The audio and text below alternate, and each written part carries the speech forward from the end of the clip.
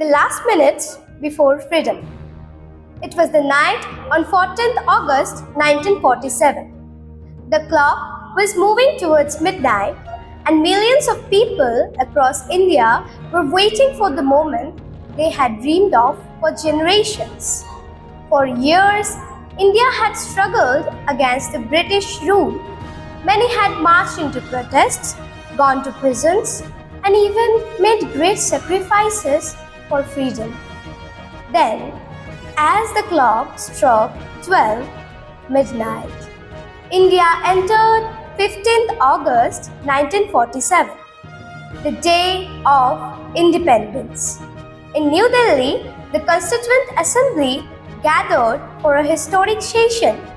Pandit Jawaharlal Nehru addressed the nation with his famous Tryst with Destiny speech.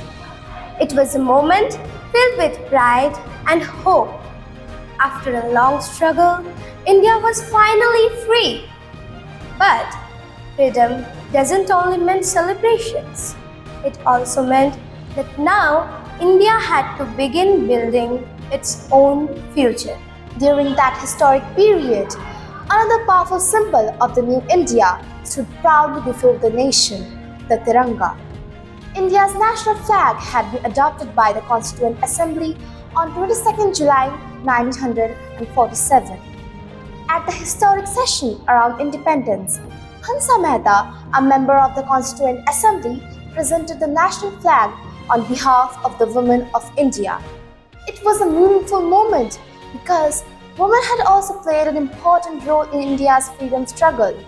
The saffron, white, and green of our flag, together with Ashok Chakra, became a symbol of courage, peace, progress, and unity. As the Tiranga represented the hopes of a new nation, people across India celebrated the arrival of freedom. But one of the most important leaders of the freedom movement was still far away from the celebrations in Delhi. Mahatma Gandhi was not in Delhi in 15th August 1947 with the other national leaders. He was in Calcutta, now Kolkata. While much of the country celebrated independence, he spent the day in prayer, fasting, and giving efforts to bring peace between communities. India's history has arrived at a difficult time. The partition of India had led to violence, fear, and movement of millions of people. Gandhi believed that political freedom would not be complete without unity and peace amongst India. So, even on the most important days of India's history, he decided to work for harmony rather than joining the grand celebrations. His actions reminded that freedom also came with responsibility. India had become independent, but the work of building the nation had only begun. The leaders of the Constituent Assembly continued working to create the Constitution of India, which would guide the new democracy.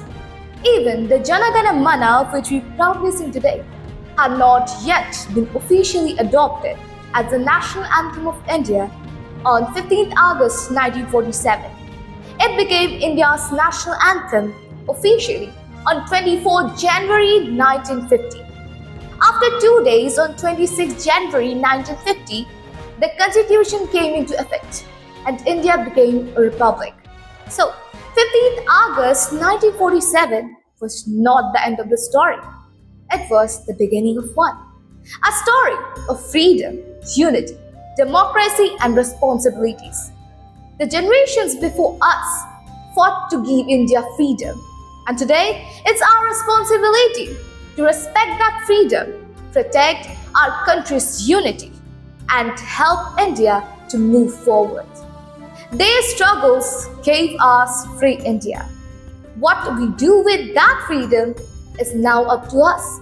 Jai Hind.